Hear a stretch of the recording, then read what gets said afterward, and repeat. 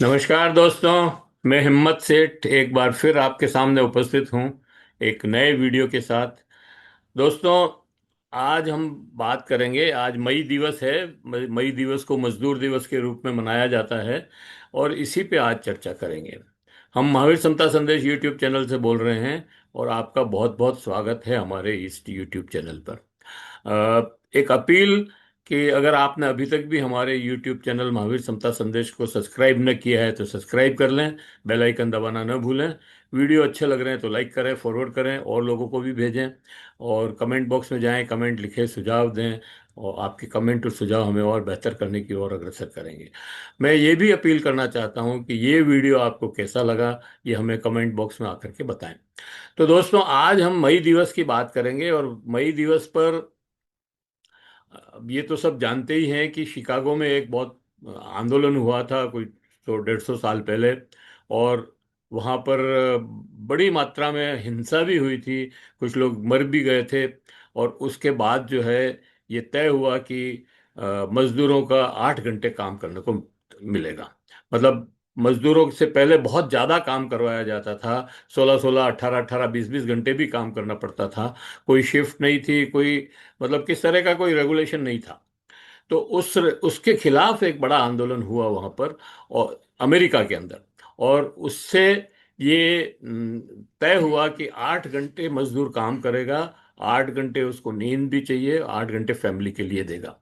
कुल मिलाकर के ये एक बात तय हुई। और वो फिर ILO ने भी मानी। और भारत में भी वो पिछले 70-75 मतलब 100 साल से लगभग वो लागू है।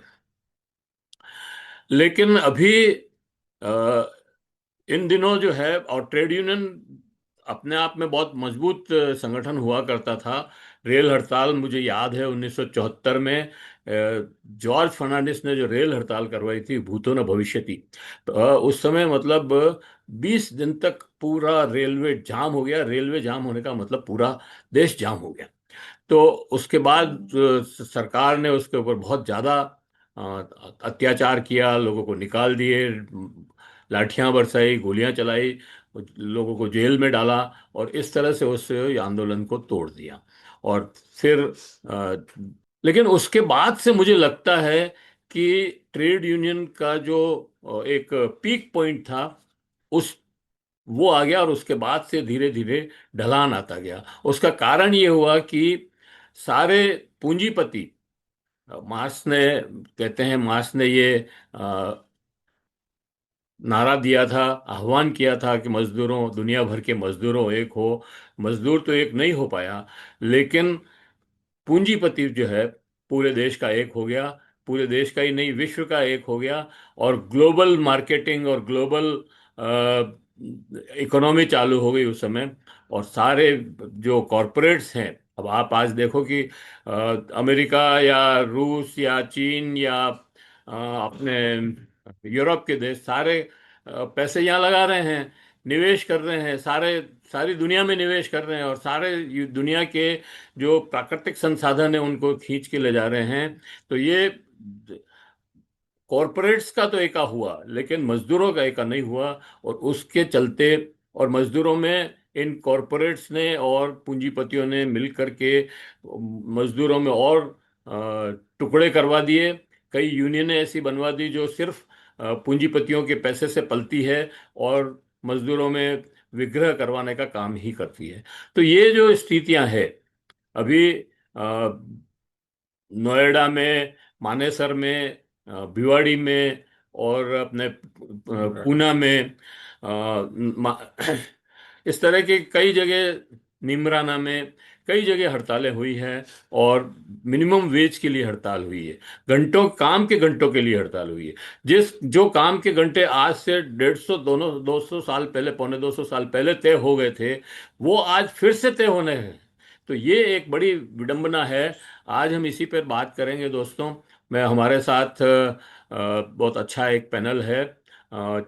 चौधरी शंकर लाल जी हमारे साथ हैं। उन वो तो किसी परिचय के मोहताज नहीं है, कई बार आ चुके हैं अपने यहाँ पे। और वो भारतीय कम्युनिस्ट पार्टी ML ग्रुप के सचिव हैं प्रदेश के। मेरे साथ सौरभ नरुक्का हैं, जो वो भी एमएल ग्रुप के ही हैं। उस लेकिन वो मजदूर ट्रेड यूनियन वर्क ज़्यादा देखते हैं। मेरे साथ राजेश जी हैं, जो मार्क्सवादी कम्युनिस्ट पार्टी के महामंत्री भी हैं और ट्रेड यूनियन का काम भी देखते हैं, एडवोकेट हैं। ये कानूनों से भी अनिभिज्ञ मतलब कानून कानूनविद भी हैं, वो कानून भी जानते हैं।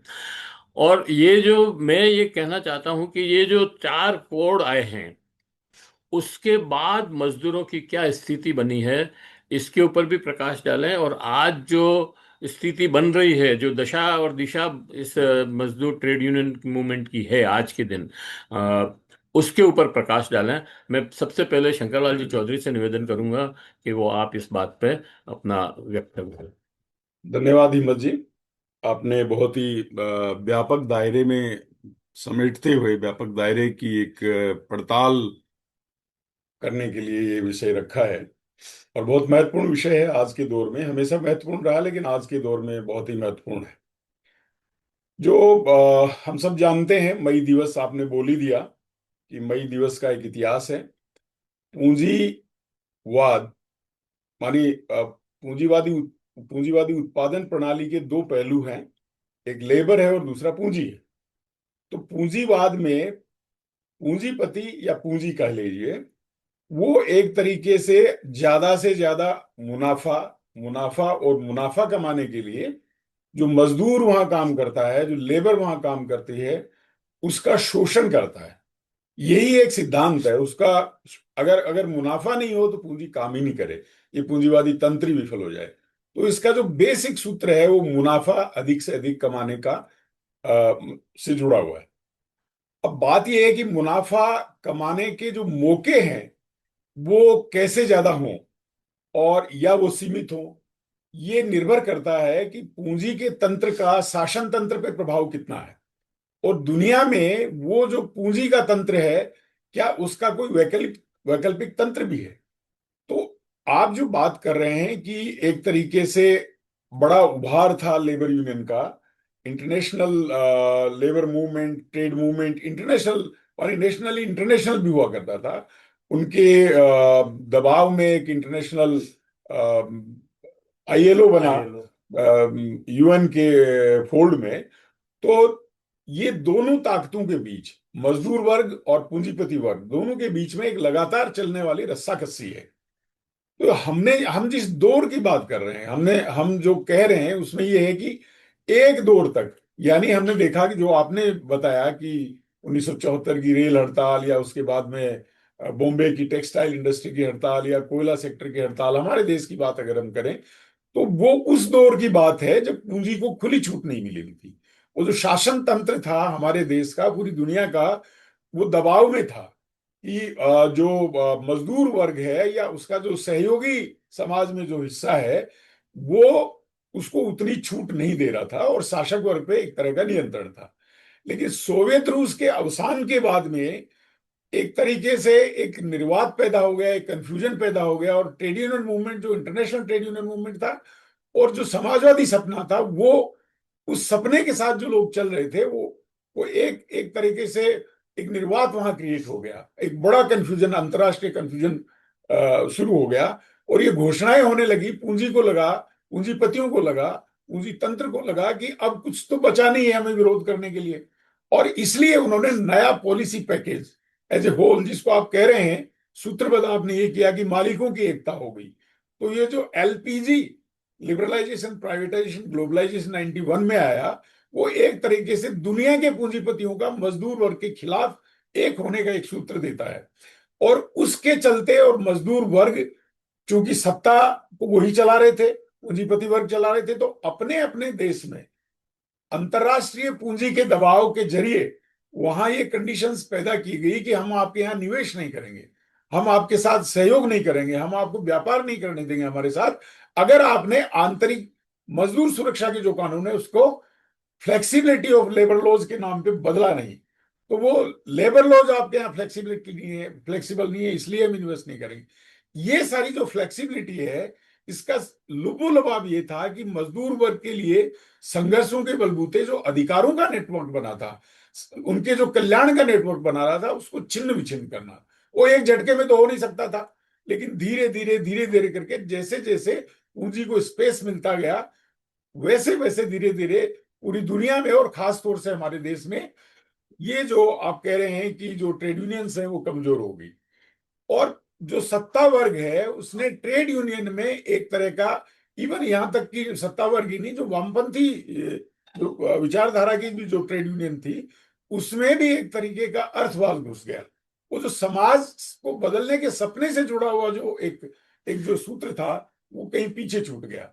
और इस दोनों के फैक्टर के चलते ऐसा हुआ कि धीरे धीरे धीरे धीरे ट्रेड यूनियंस कमजोर होती गई, उनके आंदोलन कमजोर होते गए।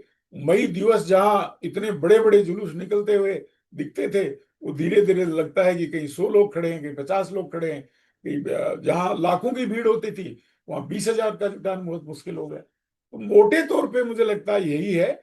और आज भी खास तौर से हमारे देश में जो सत्ता है वो एक तरीके से साम्राज्यवादी जो पूंजी है उसके नियंत्रण में है। अब तो बहुत स्पष्ट हो गया जब वहां इनके प्रतिनिधि वहां अमेरिका में जाके कह रहे हैं कि हमने आप क्या कसर छोड़ दी आपके लिए, हमने तो पूरा सरेंडर कर दिया, फिर भी आप हमारे मोदी जी को क्यों जलील करते रहते हैं। तो कितना दबाव आप समझ सकते हैं, कितना दबाव है। और इसलिए आप देखिए कि सत्ता खोने का रिस्क उठाते हुए भी, हालांकि वो बच गई क्योंकि यहां तो सांप्रदायिक आधार पर राजनीति कर रहे हैं, कोरोना काल में उन्होंने लेबर लॉज को समेट दिया एक तरीके से।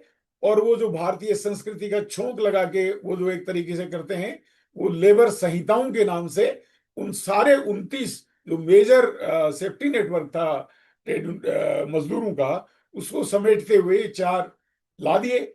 और उसके खिलाफ कोई विरोध नहीं हो, इसलिए इस सरकार की ये स्ट्रेटेजी है, एक बार पहले कानून बना के रख दो, फिर एक समय निकल जाएगा, लोग सोचने लग जाएंगे कि अरे ठीक है बन गया, अब क्या। तो उसके 4 साल 5 साल बाद में आप उनको अनफोल्ड करते हैं कि अब हम उसको लागू करेंगे। और ये हम देख रहे हैं कि इसका नतीजा ये हुआ। और अब चूंकि ट्रेड यूनियन कमजोर हो गई, तो जो शोषण का जुआ जैसे ही बढ़ा, जैसे आपने उदाहरण दिए कि नोएडा में, नीमराना में, मानेसर में, और वो पंजाब में रिफाइनरी में, सूरत में कहीं कहीं ये जो विस्फोट हुआ अचानक, वो चूंकि कोई मैकेनिज्म नहीं है ट्रेड यूनियन का कि मांगे भी जा सकें, ये मान लिया है पूंजी और उसके नियंत्रकों ने, और स्टेट उनके साथ में खड़ा है कि बस मजदूर तो पशु है, उसको जितना चारा डालो जिंदा रहे उतना, और जितना उसका निकालना है, उसका खून चूसना है उतना चूसो। तो इस हद तक जाने पे अचानक आप सोचिए कि पूंजीपति जो लाखों रुपए रोज खर्च कर देता है जिसका परिवार, वो कैसे सोच सकता है कि 8,000 10,000 12,000 15,000 में महानगर में रहने वाला, महानगर की परिस्थितियों में रहने वाला मजदूर है, वो इतने पैसे में अपना परिवार चला लेगा। तो अचानक से विस्फोट हो गया। यही एक मोटे तौर पे मैं अभी फिलहाल इसके बारे में कहना चाहूंगा, बाकी हमारे साथी जो है वो बोले। चौधरी साहब आपने बहुत ही सही आकलन किया। और जो विस्फोट हुआ है वो मुझे लगता है कि टेक्नोलॉजी का भी इसमें काफी असर है, जो ट्रेड यूनियन कमजोर हुई है उसके अंदर। क्योंकि मजदूर ही हटा रहे हैं। और एक दूसरा जो ठेका प्रथा चालू हो गई है, हर जगह मतलब ठेक आउटसोर्स कर दिया है काम को। तो इंडस्ट्री में वर्कर रहा ही नहीं तो हड़ताल कौन करेगा। और जो काम ले रहा है उसको तो गरज है उसको करने की, तो वो जिस पैसे पे मिल रहा है या जिस पैसे पे कर रहा है वो कर रहा है। तो ये भी एक बड़ा कारण मेरी समझ में ट्रेड यूनियन को कमजोर करता है। बाकी तो ये ट्रेड यूनियनिस्ट जो हैं सौरभ। हाँ, हिम्मत जी और शंकरलाल जी ने जो बात रखी, उसी में मैं कुछ बातें जोड़ना चाहूँगा। एक तो मान लीजिए जो अंतर्राष्ट्रीय स्थिति थी समाजवाद के गिरने के बाद, एक इंटरनेशनल लेवल पे डिवीजन ऑफ लेबर में जो बदलाव करने की स्थिति बनी, उसने एक इंटरनेशनल लेवल पे वर्किंग क्लास मूवमेंट को, जो आपने कहा कि दुनिया के मजदूरों एक हो का नारा संभव नहीं हो पाया, वो पूरा किया।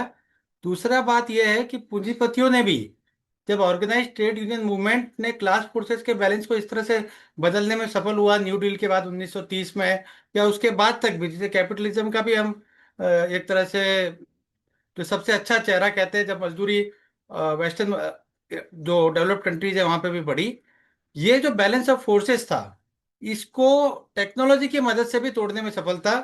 पूंजीवाद ने अपनी तरीकों को, तौर तरीकों के, उत्पादन के तरीके में बदल के किया। उसमें जो सबसे महत्वपूर्ण परिवर्तन है, हम देखते हैं कि उदाहरण के लिए माने पहले कार एक फैक्ट्री में बन जाती थी। पूरी कार का निर्माण एक फैक्ट्री में हो जाता था। लेकिन टेक्नोलॉजी के परिवर्तन के साथ ये हुआ कि अब पता लगेगा कि ब्रेक शू भी 10 जगह बन रहा है। छोटे छोटे पार्ट्स को तोड़ के पूरे उत्पादन की प्रक्रिया में इस तरह का बदलाव किया गया कि पूरे प्रोडक्ट पे जो कलेक्टिव बार्गेनिंग और ट्रेड यूनियन मूवमेंट की ताकत थी कि प्रोडक्शन को रोक के वो अपने लिए कुछ बेहतर वेजेस पा पाता था, इस तरह से वर्क प्रोडक्शन प्रोसेस को अलग अलग हिस्सों में तोड़ के ये कर दिया गया कि आप एक जगह हड़ताल भी कर देंगे तो जो पूरी उत्पादन की प्रक्रिया है उसको आप प्रभावित करने की स्थिति में नहीं रहेंगे। तो ये एक मतलब पूंजीपतियों ने एक तरह से बहुत चिंतन के माध्यम से ये तौर तरीके अपनाए, जहाँ पे कलेक्टिव, जिसमें को ऑब्वियसली टेक्नोलॉजी ने संभव किया ये प्रोडक्शन प्रोसेस को तोड़ना। यदि हम इसको सूत्रबद्ध करें तो जहाँ कैपिटल का तो सेंट्रलाइजेशन होता रहा, प्रोडक्शन का लेकिन डिसेंट्रलाइज होता रहा। पूंजी तो एक जगह इकट्ठी होती रही लेकिन प्रोडक्शन प्रोसेस डिसेंट्रलाइज होता रहा। इसके चलते मजदूर कभी एक संख्या में, इतनी संख्या में नहीं एक जगह पे इकट्ठा हो गया, इस तरह से प्रोडक्शन प्रोसेस को प्रभावित नहीं कर पाता कि वो प्रोडक्शन को वास्तव में रोक के एक तरह से अपने लिए बेटर वेजेस या वर्किंग कंडीशन को डिमांड संभव करे। इसके साथ जो वैश्विक स्थिति, तो समाजवाद के टूटने से जो एक वैचारिक चोट लगी वो तो इसके पीछे है ही। लेकिन इस प्रक्रिया का कुल मिला के प्रभाव ये हुआ कि जो इंडस्ट्री में जुड़ा हुआ अंतर्राष्ट्रीय स्तर पे ही और भारत में भी एक जो ऑर्गेनाइज ट्रेड यूनियन के साथ जुड़ा हुआ हिस्सा था वो धीरे धीरे कम को करता गया। पहले हमने देखा 1990 के बाद जब सोशलिज्म गिर गया तो शुरुआत में इसको मान लीजिए सिर्फ एडमिनिस्ट्रेटिव प्रक्रिया के माध्यम से किया गया। लेबर इंस्पेक्टरों को लगाना कम कर दिया गया। लेबर लॉज जो भी जैसे भी मजदूर आंदोलन हैं, जो मजदूर दिवस के बाद दुनिया को शिकागो के सादत के बाद जो दुनिया में प्रेरणा बढ़ी और वर्किंग क्लास मूवमेंट बढ़ा, उसने अलग अलग देशों के अंदर अपने लिए अधिकार जीते, उसको पहले 1990 के बाद हम देखते हैं कि सिर्फ एडमिनिस्ट्रेटिव माध्यम से कमजोर कर दिया गया। उन्हें वास्त कागज में यदि है भी सही कानून तो धरातल पे लागू नहीं हो रहा। लेकिन मोदी जी ने जो नया काम किया है, ये फोर लेबर कोड एक तरह से लीगली बहुत महत्वपूर्ण बदलाव करते हैं। जो आपने शुरू में अपने इंट्रोडक्शन में कहा था कि ये मजदूरों को कैसे प्रभावित करेंगे, संक्षेप में यदि 4-5 बुद्धि में हम इसको समझे, जो कि जो सबसे महत्वपूर्ण और जो इनफॉर्मल सेक्टर का बड़ा वर्किंग फोर्स है उनको प्रभावित करते हैं। पहले का लॉ ये इंश्योर करता था कि यदि प्रिंसिपल जो प्रधान रोजगारदाता है, उसने, ठेकेदार ने यदि मजदूरी मजदूर को नहीं दी है तो प्रधान रोजगार देता और ठेकेदार दोनों जिम्मेदार होते थे। नए कानून के अंदर यह प्रावधान कर दिया गया है कि यदि प्रधान रोजगारदाता यानी जो पूंजीपति है उसने ये दिखा दे कि मैंने ठेकेदार को भुगतान कर दिया है तो वो जिम्मेदारी से बच जाएगा। ये सिर्फ अर्जित मजदूरी पे ही नहीं, जिस कार्यस्थल पे वो काम कर रहा है वहां उसके साथ हादसा हो जाता है उस पे भी होगा। दूसरा, पहले का जो कानून था 1970 के अंदर ठेका व्यवस्था पे जो कानून बना, ये समान काम के समान वेतन की अवधारणा के साथ में, यदि उसी तरह का सेम नेचर का काम रेगुलर एम्प्लॉय कर रहा है तो कॉन्ट्रेक्चुअल एम्प्लॉय का यह राइट था, यदि वो संगठित होता है, यूनियन बनाता है। और पुराने कोर्ट में देखे हम, हिंदुस्तान जिंक पास में, वहां पे भी उदाहरण के रूप में देख सकते थे कि कॉन्ट्रैक्ट की लेबर को भी बराबर वेजेस मिलती थी जो अंदर है। लेकिन नया जो कानून आया है वो अब सिर्फ और सिर्फ मिनिमम वेजेस की पेमेंट की लीगल रिस्पॉन्सिबिलिटी तय करता है। और यदि हम इसको राजस्थान में देखें तो वो अनस्किल्ड के लिए मात्र 7,000 रुपए। तो अंदर का आदमी 30-40 हजार कमा रहा है तो आपका लीगल जिम्मेदारी सिर्फ 7,000 रुपए देके खत्म हो गई।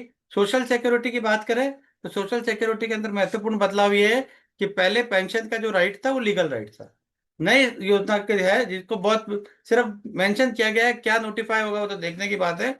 लेकिन हम ओपीएस और एनपीएस के माध्यम से देख सकते हैं कि अब वर्कर को खुद उसमें पैसा कंट्रीब्यूट करना पड़ेगा रिटायरमेंट के बाद तक, जितना पैसा उसको इकट्ठा हुआ, और वो भी यदि स्टॉक मार्केट के लिए खोल दिया तो उसका एक, उससे उसको पेंशन मिलेगी। जबकि पहले पेंशन एक लीगल राइट था कि आपके लास्ट वेजेस कितनी होगी उसके आधार पे तय होगा। इस तरह के बहुत बदलाव करके ट्रेड यूनियन पे पहले से मूवमेंट कमजोर हो गया, वो अब इसके कारणों में हमने पहले बात करी। लेकिन यहाँ पे कानून के स्तर पे भी पहले कोई फैक्ट्री में हादसा हो जाता था, मजदूरी का भुगतान नहीं हुआ था, तो यदि पब्लिक यूटिलिटी सर्विस नहीं है तो तत्काल मजदूर यदि संगठित है हड़ताल पे जाके अपने अधिकार कार्यस्थल पे जीत पाता था। अब ऐसी हड़तालों को गैर कानूनी करने का रास्ता खोल दिया गया है।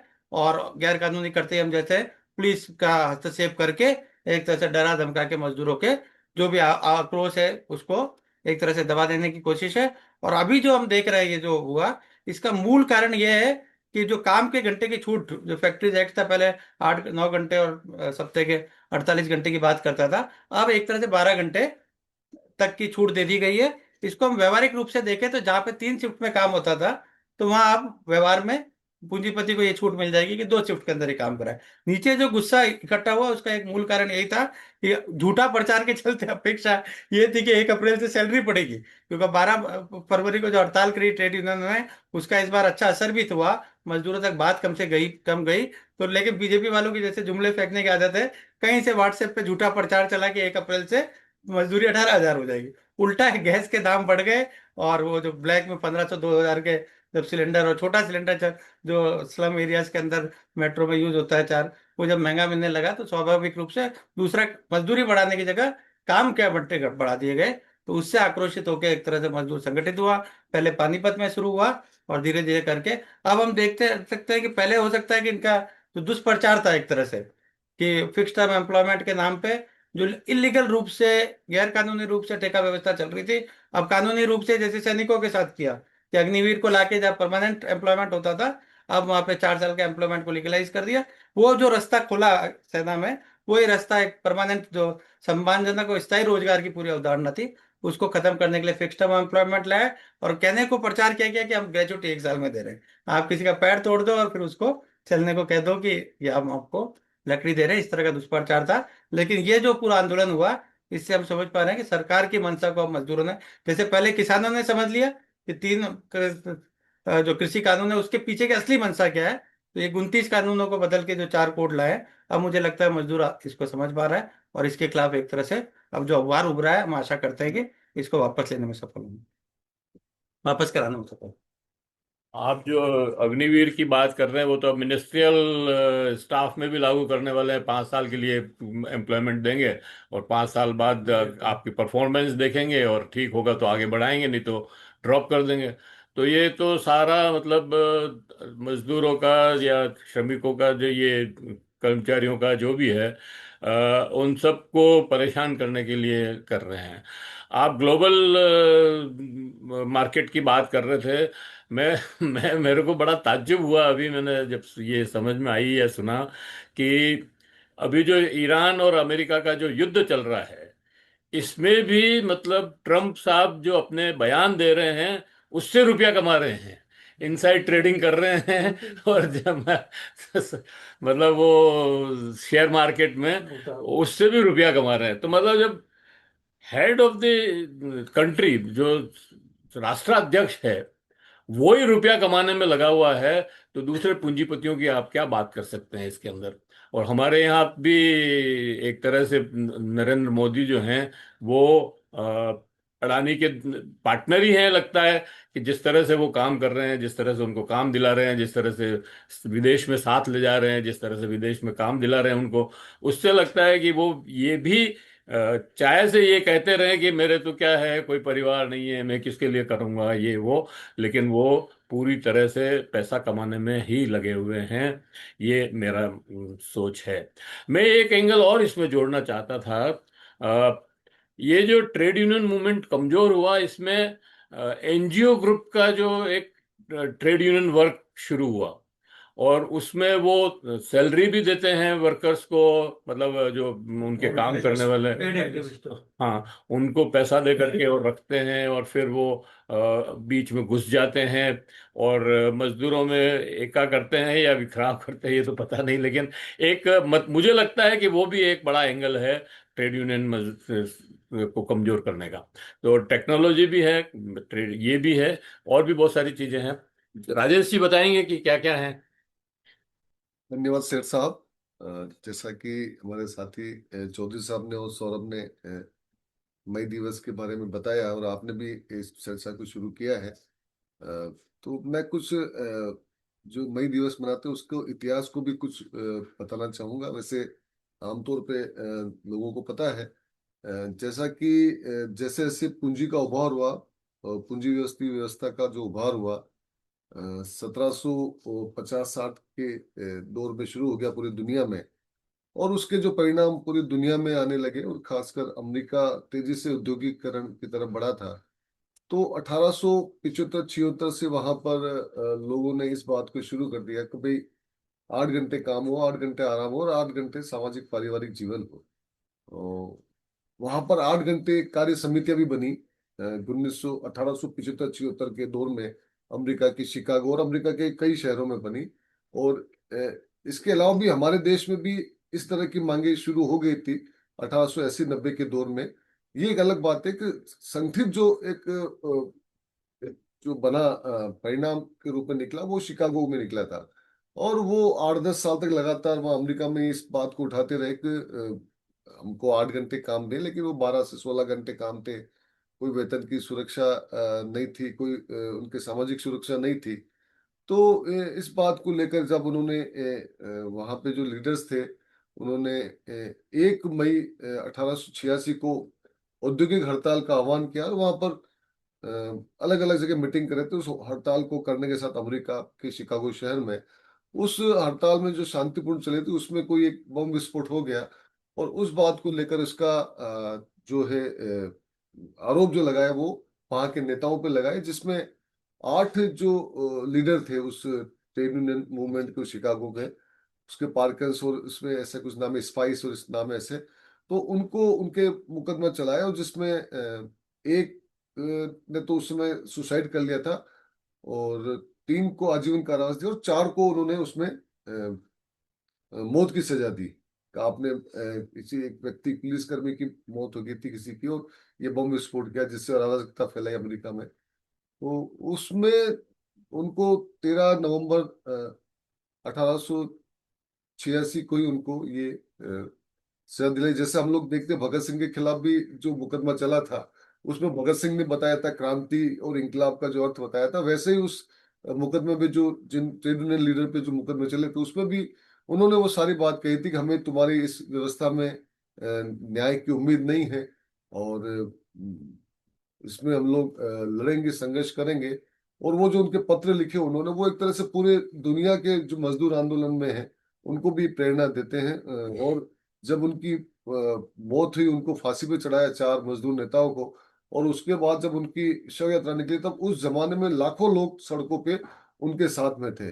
और उसके बाद उस आंदोलन का ये असर रहा कि पूरी दुनिया में और खासकर 1889 में जो अंतर्राष्ट्रीय श्रमिक संगठनों की बैठक हुई जिसमें मई दिवस मनाने का निर्णय लिया, जिसमें 1 मई का दिन उसमें तय किया। और हमारे देश में भी 1923 में पहली बार चेन्नई में 1 मई को मजदूर दिवस के रूप में मनाने का तय किया। उस आंदोलन का एक तरह से ये प्रभाव रहा कि हमारे देश में और दुनिया के कई देशों में इस तरह के कानून बनने लगे जिसमें श्रमिकों को उनको वेतन की गारंटी हो, उनके कोई चोट लग जाए या मौत हो जाए तो उनके मुआवजे की गारंटी हो, उनके बोनस की गारंटी हो, उनके ग्रेच्युटी की गारंटी हो, उनके न्यूनतम वेतन की गारंटी हो। इस तरह के कई तरह के कानून उसमें बनने लगे। अब हम लोग उसमें जाएंगे कि वो जो कानून बनने लगे उसका कितना फायदा हुआ। जैसे मैं बताना चाहूंगा, मैं पिछले 33 साल से इस उदयपुर शहर में वकालत का काम कर रहा हूँ। और उसमें अधिकांश जो कह सकते हैं कि भाई श्रमिकों की पैरवी में करता हूँ कोर्ट में। उसमें कई तरह के जैसे औद्योगिक विवाद अधिनियम कानून है हमारा। जब हमने वकालत शुरू की तब मैं बताऊंगा आपको कि इस तरह के फैसले आते थे, अगर टर्मिनेशन गलत है, किसी ने 240 दिन काम कर लिया एक जगह पे, तो उसको कोर्ट कहती भी निकालना गलत है और उसको पूरा पेमेंट कैसे तो उसको नौकरी पे चढ़ाती थी, चाहे वो 15 साल 20 साल मुकदमा चले, लेकिन वो एक था। तो मजदूरों में काफी ये था कि चलो बड़ा अच्छा हो रहा है। मैंने भी उसमें देखते देखते कई ऐसे सैकड़ों मजदूर होंगे जिनके पक्ष में इस तरह के फैसले थे। लेकिन जैसा सौरभ ने बताया कि जो समाजवाद एक तरह से चोट लगी 1989 में, और ये जो एलपीजी करके जो ये लागू हुआ, तो उसमें कहने को कानून नहीं बदला, लेकिन जो एक मानसिकता है, जो जुडिशरी की मानसिकता है, या हमारे समाज में जो प्रबुद्ध जन है जिनके हाथ में सत्ता या अधिकार है, उनकी जो मानसिकता उसमें कहीं ना कहीं परिवर्तन आया। और देखते देखते आज हम लोग इस तरह के फैसले हम लोग देख रहे हैं जिसमें 10-15 साल की सर्विस है, टर्मिनेशन इलीगल है, नौकरी से निकालना गलत है, लेकिन उसको 50,000 लाख 2 लाख उसको ज्यादा से ज्यादा मुआवजा दे दो। तो ये एक देखते देखते सिनेरियो आप देख सकते हैं कि कानून नहीं बदलने के पर भी और इसी तरह से हम लोग कई तरह के मुकदमों में हम लोग देखें, जिनमें पेमेंट के मामले में देखें तो 10 टाइम पेनल्टी का प्रावधान है। अगर आपने पेमेंट नहीं दिया, उसको डिडक्ट किया पेमेंट वेतन भुगतान अधिनियम में और न्यूनतम वेतन अधिनियम में। तो ये मतलब मेरे केस में भी कई मामलों में देखा मैंने कि जिसमें 10 टाइम पेनल्टी लगाई है, यानी मजदूर 1 लाख मांगता है तो वो 11 लाख उसको चुकाने होंगे, इस तरह के ऑर्डर किए। और उसमें कई बार फिर बाद में एप्लीकेशन लग के और उसमें वापस उनको कुछ तो कुछ मतलब डबल तो मिल ही जाता था। तो इस तरह के फैसले बोनस में हो या और भी ग्रेचुइटी में हो, इस तरह के फैसले होते थे। लेकिन अभी मैं बताऊं आपको, देखते देखते पिछले 5-10 साल में, हम जो 15 साल में जो फैसले देख रहे हैं, उसमें 1 गुना अगर पैसा मांगता है और तो चलो 1 गुना और लगा दो, और वो जो पेमेंट उसको ऑर्डर हुआ कोर्ट का, वो 10-15 साल तक उसको वसूल नहीं हुआ है। वो कोर्टों में पेंडिंग चल रहे वसूल, क्योंकि कोर्ट के लिए एजेंडे में नहीं है, तो उनको प्राथमिकता से उनकी जो ऑर्डर हुआ है उस तरह के वसूली कार्रवाई करे।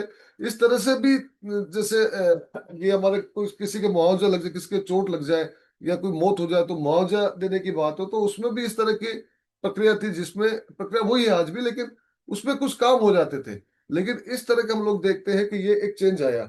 मेरा ये अनुभव कह सकता हूं मैं कि जे एक तरह से जैसा कि एक तरह से बहुत बड़ा है कि ये प्रचार है कि श्रम कानून बड़े कड़े हैं देश के, इसलिए हमारे देश विकास के मामले में पीछे है, मतलब पूंजी नहीं आ रही है।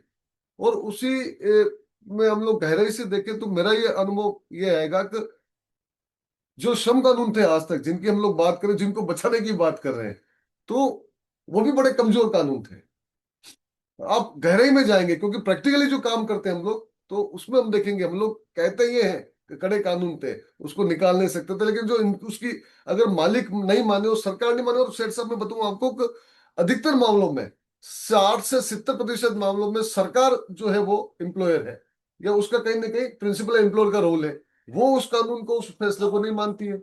और अधिकतर हम लोग देखें तो अधिकतर जो श्रम कानूनों की धज्जियां उड़ाती है वो सरकार उड़ाती है, सरकार की एजेंसियां उड़ाती है। तो इस तरह का एक तरह से माहौल ये रहा है कि जिसमें कहने को श्रम कानून कड़े थे। और यहाँ पर ऐसे सैकड़ों उदाहरण हैं, आप भी जानते होंगे, आप, मैं उसमें नहीं जाना चाहूंगा, लेकिन कितना श्रम कानूनों की अवहेलना की, कितना जो सेफ्टी के जो जो सुरक्षा के जो आयाम रखने चाहिए उसकी अवहेलना की। लेकिन एक भी मालिक को मैं पिछले 33 साल में, और शायद हम सभी लोग, किसी को जेल नहीं पहुंचा पाए। उन्होंने इस उदयपुर में लाखों मजदूरों को, हजारों मजदूरों का शोषण किया है। उन्होंने उनको अधिकार नहीं दिए, लेकिन कड़े कानून होने, जिनका जिनके कहा जाता है कड़े कानून है, उन कड़े कानून के होने के बावजूद जो ये स्थितियां रही है, ये एक अलग बात है। कभी कभी कुछ राहत उनको मिलती रही है, उसका कारण यही रहा कि लोगों में ये संदेश जाए कि भाई आप कानून में जाओ, आपका शोषण हो रहा है, आपके साथ गलत हो रहा है। जबकि कानून बनने की जो पीछे मंशा थी, उसमें ये एक तरह से वो सपोर्ट का काम करेगा। तो हम और अभी हम लोग ये कहते हैं कि जैसे अभी ये 4 श्रम कोड आए, तो ये एक तरह से ये कहा जा सकता है कि जैसे साथी सौरभ ने भी इस पर काफी चर्चा की है, तो उनको कंक्लूजन रूप में कह सकते हैं, जो थोड़ी बहुत जो सुरक्षा थी, रोजगार की जो कहने को सुरक्षा थी, एक जो शर्म थी, ये कह सकते थोड़ी बहुत, करे यार ऐसा ऑर्डर हो जाएगा, लेकिन अब तो कॉन्ट्रैक्ट कर दिया है परमानेंट काम में भी। जैसे मेरे पास भी ऐसे कई केसेस थे जिसमें हर साल वो कॉन्ट्रैक्ट पे जो मालिक है, एम्प्लॉयर है, इवन सरकार है, जो कॉन्ट्रैक्ट करके उसको 10-15 साल नौकरी पे चला रहे हैं। और अब उसको चला लेंगे तो वो आईडीए की धारा 25 लागू नहीं होगी, क्योंकि कॉन्ट्रेक्चुअल को उसको उन्होंने लीगलाइज कर दिया है। इस तरह से ट्रेड यूनियन के जो हम रजिस्ट्रेशन कराते थे, 7 आदमी उस ट्रेड में काम करते हैं, उनका रजिस्ट्रेशन हो जाता था। लेकिन अब कम से कम 100 या फिर 10% लोग उसके मेंबर होंगे और उसकी छानबीन करेंगे। वो पहले ऐसा कुछ भी नहीं था, लेकिन वो कर दिया पहले। तो ये नहीं कहा जा सकता है कि जितना दमन होगा उतना मूवमेंट जो है तेज होगा। हाँ, मैं यही बात करने, जैसा इशारा भी किया हमारे साथी ने, अभी आपने भी किया था कि अभी के जो स्थितियां हैं, ये कहने को कह सकते हैं कि वो अब वो जो हथौड़ा चला के मजदूरी करता था, या फैक्ट्री में जो कारखाने में जो वो जो चिमनी में मजदूरी करता था, आज जो मजदूर है हमारे, जो हमारे हमारे घरों के पढ़े लिखे बच्चे हैं, वो उस पे नेट पे काम कर रहे हैं, वो रात दिन नेट पे काम कर रहे हैं। तो अलग उसकी एक तरह से टेक्नोलॉजी बदल गई है, लेकिन उनका भी 12 से 16 घंटे काम कर रहे हैं। हमारे और आपके घरों में बच्चों में हम लोग देखते हैं कि वो बड़े तनाव में है, और आप उनसे बड़े ढंग से बात करेंगे तो भी वो चिढ़ के जवाब देंगे। उसका कारण ये है कि उनके जो कार्य के घंटे निर्धारित नहीं है उनके भी। तो वो जो अपने आप को 1-2 लाख रुपए महीने का कमा रहा है, उसके साथ भी जो वो शर्तें हैं, एक तरह से उनको गुलाम बना रखा है। इस बात को लेकर भी जर्मनी में है, हमारे दुनिया के कई देशों में इस तरह की आवाज उठने लगी कि भाई काम के घंटे 8 घंटे होने चाहिए, और हमारा जो काम करने का जो टाइम निकल गया उसके बाद आप हम पे कोई भार नहीं डालेंगे। तो अभी जर्मनी में जो है वो आप एक नियम लागू किया कि वो 8 घंटे काम कर लिया या जो शाम ढल गई है तो उसके बाद नेट चालू नहीं करेंगे, यानी मेरी ड्यूटी खत्म हो गई है, आप देखो, तो नेट चालू नहीं होगा, आप कल बात करेंगे। मतलब मैं गुलाम नहीं हूं आपका। लेकिन हमारे देश में हो, आज हमारे जितने बच्चे हैं वो 24 घंटे में जब उनके जवाब आ जाए, जवाब नहीं दिया तो उनको नोटिस मिल जाएगा, उनको टर्मिनेट कर देंगे।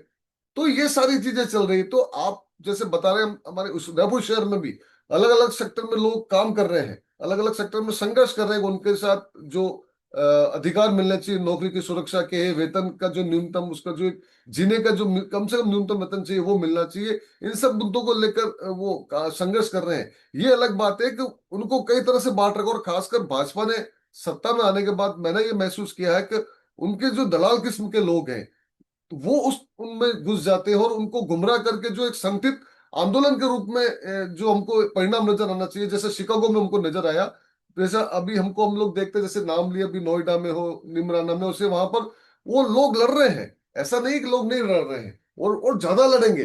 तो वो शिकागो, मुझे लगता है वो शिकागो आज भी जिंदा है लोगों के दिलों में, जो निमराना में लड़ रहे हैं, जो नोएडा में लड़ रहे हैं, जो उदयपुर में भी कहीं ना कहीं लड़ रहे हैं।